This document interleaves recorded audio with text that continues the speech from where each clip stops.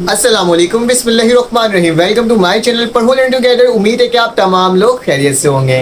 इस वीडियो के अंदर हम लोग आज देखेंगे ज़ूलॉजी क्लास फर्स्ट ईयर के रीजनिंग क्वेश्चंस को और देखेंगे उसके सॉल्यूशंस भी देखेंगे। सिर्फ और सिर्फ मैं आपको क्वेश्चंस प्रोवाइड नहीं करवाऊंगा, उसके तमाम सॉल्यूशंस भी देखेंगे। एक एक सवाल जो मोस्ट इंपॉर्टेंट होगा आपके बोर्ड के एग्जामिनेशन के लिए, वो तमाम चीज़ें मैं आपको प्रोवाइड करूंगा, ठीक है। और साथ साथ मेरे चैनल के अंदर मुख्तलिफ सब्जेक्ट्स के जैसे कि केमिस्ट्री, फिजिक्स, मैथमेटिक्स, आपके पास कंप्यूटर, उर्दू, इस्लामियत, फर्स्ट ईयर के तमाम टारगेट पेपर मेरे चैनल के अंदर अपलोड है। आप जाके उसे भी चेकआउट कर सकते हो। बस ये कहूंगा कि चैनल को सब्सक्राइब जरूर कर लेना ताकि तमाम इंफॉर्मेशन आपको वक्त पर और फौरन से मिल सके। तो चलें आए देखते हैं ज़ूलॉजी के कौन कौन से रीजनिंग क्वेश्चंस मोस्ट इंपॉर्टेंट हैं और उसके आंसर्स क्या क्या चीज कौन कौन से होंगे, ठीक है। तो वीडियो को पूरी मुकम्मल देखिएगा। चले आ जाएं स्क्रीन की तरफ और देखते हैं कि ज़ूलॉजी के कौन कौन से क्वेश्चंस इंपॉर्टेंट हैं। अब आपकी स्क्रीन में शो रहा होगा reasoning question answer zoology class 11 new book YouTube पर whole and together sir Shariq, ठीक है। तो तमाम क्वेश्चंस को देखते हैं और इसके सॉल्यूशंस देखते हैं कि किस तरह से ये सॉल्व होंगे, ठीक है। इससे पहले मैंने केमिस्ट्री के भी रीजनिंग क्वेश्चंस आपको प्रोवाइड कर दिए थे, लेकिन ज़ूलॉजी के स्टूडेंट्स के लिए तो कंपलसरी होता है कि रीजनिंग क्वेश्चन करना होता है। जो जो मुझे इंपॉर्टेंट क्वेश्चन लगे वो मैं आपको प्रोवाइड कर रहा हूँ, ठीक है। तो चलें आ जाएँ कि हमारे पास किस तरह से होगा। तो पहला सवाल लिखा हुआ है इसमें, why is breathing man call negative pressure breathing. तो आपने बताना है breathing man call negative pressure breathing क्यों कहते हैं इसको। तो ज़रा इसका देख लेते हैं, इसका आंसर क्या होगा हमारे पास। A breathing in humans is called negative pressure breathing because the process of inhalation creates a negative pressure gradient within the lungs। ठीक है, वो क्या करता है आपके पास लंग्स के अंदर नेगेटिव ग्रेडियंट पैदा करता है, ठीक है, नेगेटिव प्रेशर पैदा करता है। Drawing air in from the outside the diaphragm and other muscles involved in respiration contract increasing the volume of chest cavity and decreasing the pressure inside the lung. वो क्या करता है इंक्रीज कर देता है वॉल्यूम ऑफ चेस्ट कैविटी को, जबकि decrease करते हैं pressure inside the lung causing air to flow in. Exhalation involves the relaxation of this muscle causing the volume of chest cavity to decrease and pressure inside the lung to increase resulting air flowing out of the lung। that's why इसको क्या कहा जाता है negative pressure breathing, ठीक है। चलो आज इसका नेक्स्ट क्वेश्चन देखते हैं। नेक्स्ट क्वेश्चन में लिखा हुआ है हमारे पास, how does this substrate concentration affect the activity of enzymes. किस तरह से सबस्ट्रेट कंसंट्रेशन इफेक्ट करता है एक्टिविटी ऑफ इंजाइम में, आपने ये बताना है। Enzyme work by binding to their substrate molecule and catalysing a chemical reaction, ठीक है। इंजाइम वर्क ही करता है किसकी मदद से, substrate of molecules and catalysing a chemical reaction से, ठीक है।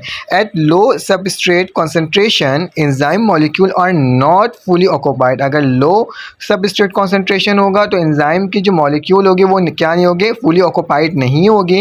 And increasing the substrate concentration increase the likelihood of enzyme substrate collision and subsequent reaction, ठीक है, thus increasing the reaction rate। however at a high substrate concentration all enzyme molecule are already to bond to substrate and adding more substrate molecule will not increase the rate of the reaction because the enzyme is working at its maximum capacity। बस इसमें ये लिखा हुआ है कि enzyme work उस वक्त करेगा जब उसको maximum capacity दिया जाएगा, ठीक है, which is called the saturation point, ठीक है। उसके बाद हमारे पास नेक्स्ट सवाल आ गया, लिखा हुआ है हाउ डज। अब हमारे पास नेक्स्ट क्वेश्चन आया, लिखा हुआ है how does the emphysema decrease the residual volume of lung, ठीक है। वॉल्यूम ऑफ लंग को, रेजिडुअल वॉल्यूम ऑफ लंग को किस तरह से एम्फाइजिमा क्या करता है, डिक्रीज करता है। तो आपने ये बताना है। तो इसमें क्या लिखा हुआ है, emphysema is a chronic lung disease, ठीक है, that damage the ovule and reduce their ability to recoil the during the exhalation, ठीक है। एम्फाइजिमा क्या होता है, एक तरह का क्रॉनिक डिजीज़ है, ठीक है, जिसको मतलब कोई इलाज नहीं होता, बस उसको केयर किया जा सकता है। दैट डैमेज द ओव्यूल क्या करता है, वो एलोवेली को क्या करता है, रिड्यूस कर देता है ability of recalling the exhalation, ठीक है, leading air becoming a trap in the lung and increase the residual volume. जिस वजह से क्या होता है, रेजिडुअल वॉल्यूम क्या होता है, इंक्रीज होता है। However the disease progress the damage alveoli may become so stretched out and enlarged that they lose their ability to hold air, ठीक है, resulting in a decrease in residual volume, ठीक है। इससे क्या होता है, रेजिडुअल वॉल्यूम क्या हो जाता है, डिक्रीज हो जाता है, ठीक है। उसके बाद क्या है हमारे पास नेक्स्ट टर्म है, उसको सॉल्व करते हैं और देखते हैं कि क्या हमारे पास हो रहा है। तो हमारे पास नेक्स्ट लिखा है, why are macrophage called the antigen presenting cell. ठीक है, आपके पास क्या लिखा हुआ है हमारे पास, माइक्रोफेज क्या होता है, एंटीजन प्रेजेंटिंग सेल क्यों कहा जाता है इसको, तो आपको ये बताना है। तो लिखा हुआ है macrophage are called the antigen presenting cell because they capture process the present antigen to the T cell. वो क्या करते हैं, कैप्चर करते हैं या फिर प्रोसेस करते हैं जो प्रेजेंट होता है anti cell in T cell के अंदर। ठीक है, which are important for the initiation of adaptive immune responses. देखिए वो क्या होता है, बहुत ज़्यादा इंपॉर्टेंट होता है किसी भी अडेप्टिव इम्यून रिस्पॉन्सेज के लिए एंटीजन। तो ये क्या करते हैं, ये फिर उसके बाद हमारे पास लिखा हुआ है the antigen are engulf through the phagocytosis broken down into the small peptides. क्या करता है वो स्मॉल पेप्टाइड्स में कैसे क्या कर देता है, ब्रोक कर देता है and combine with MHC molecule which are then displaced on the surface of the macrophage. T cell can recognize this MHC antigen complexes and become activated to mount and immune responses against। उसके आगे नीचे लिखा हुआ है invading pathogen. ठीक है, तो आप देख लेना, इसको सॉल्व कर लेना। ठीक है, उसके बाद नेक्स्ट सवाल लिखा हुआ है why leukocytes call the soldier of body. ऐसे आई थिंक सो ल्यूकोसाइट को क्या कहा जाता है, वाइट ब्लड सेल भी कहा जाता है, और are called the soldier of the body because they play the critical role in protecting the body against the foreign invader. ठीक है, क्या कहते हैं, इन क्रिटिकल प्रोटेक्टिंग बॉडी को रखता है। ठीक है, they are produce in the bone marrow, जो कि प्रोड्यूस होता है बोन मैरो में, and part of the body of immune system. When the body is expose to a foreign invader, leukocyte क्या करता है, हमारा एक्टिवेटेड हो जाता है और मोबिलाइज हो जाता है on the side of infection fight of the vendors. वो क्या करता है, उन तमाम बीमारियों से या उन तमाम डिजीज से वो क्या करता है, वो लड़ता है और आपके बॉडी को सेफ रखता है, इसलिए इसको क्या कहा जाता है, सोल्जर ऑफ द बॉडी कहा जाता है। ठीक है, how do enzyme reduce the energy of activation, किस तरह से एंजाइम रिड्यूस कर देता है एनर्जी ऑफ एक्टिवेशन को। तो energy of enzyme reduce the energy required to start a chemical reaction known as energy of activation. ठीक है, एंजाइम रिड्यूस करेगा energy required to start the chemical reaction known as the energy of activation. They achieve this by bringing the reactant molecule closer together, orienting them in a way that favor reaction and providing a favorable environment and directly participating in the reaction. By reducing the energy required for the reaction to occur, enzyme increase the rate of reaction and enable the essential biological process to take place at much faster rate than would you without enzyme। ठीक है, याद रखते हैं तमाम जो gas ये जो है ना आपके पास रीजनिंग क्वेश्चन, इसके आंसर्स मेरे PDF वर्जन में मेरे चैनल के अंदर बल्कि मेरे ग्रुप के अंदर प्रोवाइड कर दूँगा मैं आपको। अगर आपको उसमें ऐड होना है तो मेरे पास 2 ग्रुप है, एक आपके पास कौन सा है प्राइवेट ग्रुप है, और एक मेरे पास कौन सा है पब्लिक ग्रुप है। पब्लिक ग्रुप में आपको सिर्फ लिंक्स मिलते हैं, जबकि प्राइवेट ग्रुप में क्या होता है, आपको क्या प्रोवाइड करता हूँ मैं, तमाम किस्म के लेक्चर आपको PDF वर्जन में, notes, gas paper, target paper, prelim paper. अगर आपको उसमें ऐड होना है तो आपने प्राइवेट ग्रुप के लिए सिर्फ एक दफ़ा पेमेंट करनी होगी, जबकि पब्लिक ग्रुप आपके लिए फ्री ऑफ कॉस्ट है। ठीक है, तो चलो आज आगे चलते हैं। ऐड करने के लिए आप ये बता दे रहा हूँ आपको कि मेरा नंबर शो होगा, उसमें अपना नाम अपना क्लास लिखकर सेंड करोगे तो आप तक पहुँच जाएगा। उसके बाद लिखा है वाई ग्लाइकोलिपिड्स कॉल सेरिब्रोसाइट्स, क्यों इसको कहा जाता है। ठीक है, तो इसको देख लीजिएगा, मैं आपको बस जस्ट दिखा देता हूँ, इसमें लिखा हुआ है जो वो टर्म आप देख लीजिएगा और इसको क्या कर लेगा, कॉपी कर लेगा या फिर स्क्रीनशॉट ले लेगा ताकि आपके पास ये तमाम टर्म मिल जाए। ठीक है, how does bile help in the digestion of fats, किस तरह से बाइल जो होता है वो आपके डाइजेशन के लिए क्या होता है, काम आता है। Bile produce the liver and store in the gall bladder. ठीक है, help in the digestion of fats.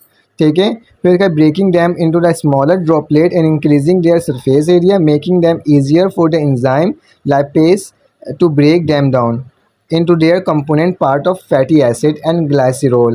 Bile contain bile salt that have hydrophilic and hydrophobic region which surrounded the fat droplet and break them down in the smaller micelles, thus aiding in their digestion। ठीक है, तो क्या करता है, उसको digestion करवा देता है। Why do higher animal need circulatory system, higher animals को क्यों नीड होता है सर्कुलेटरी सिस्टम, तो आपको वो बताना होगा। ठीक है, तो इसका जवाब इसके अंदर मौजूद, आप देख लेना क्यों उसको ज़रूरत होती है। इसको न्यूट्रिएंट की ज़रूरत है, गैस की ज़रूरत है, वेस्ट प्रोडक्ट को की ज़रूरत होती है, तो इस वजह से क्या होता है, सर्कुलेटरी सिस्टम उसके लिए यूज़ करना लाजमी होता है। ठीक है, इसको देख लेना।